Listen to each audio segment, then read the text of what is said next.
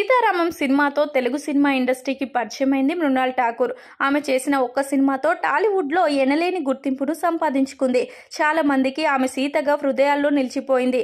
Hi నాన్న, family star వంటి మంచి చిత్రాలతో తెలుగు ప్రేక్షకులను అలరిస్తున్నప్పటికీ ఎందుకో ఆమెను అందరూ సీతారామం సినిమాలోని సీత పాత్రలోనే ఊహించుకుంటూ ఉన్నారు. ఇదే కొంతవరకు ఆమెకు ప్లస్ అయినప్పటికీ మైనస్గా కూడా ఇదే విషయం ఉంటుంది. ఆ పాత్ర దాటి ఆమెను హీరోయిన్గా యాక్సెప్ట్ చేయడానికి జనాలు ఒప్పుకోవడం లేదు.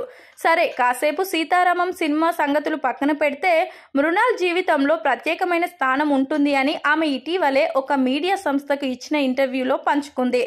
అనేక భాషల్లో నటిస్తున్న దుల్కర్ సల్మాన్కి తనకు మధ్య మంచి స్నేహం ఉందని, సీతారామం సినిమాలో తనతో మొట్టమొదటిసారిగా నటించాడని, అతడే తన మొదటి కోస్టార్ అని, అలాగే మెంటర్గా కూడా దుల్కర్కి ఎనలేని ప్రాధాన్యత ఉంది అని చెప్తుంది మృణాల్ ఠాకూర్.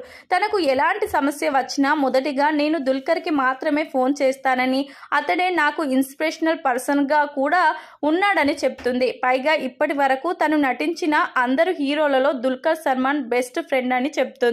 మరోమారు తనతో నటించే అవకాశం వస్తే కథ కూడా వినకుండా ఓకే చేస్తానని చెప్తుంది మృణాల్.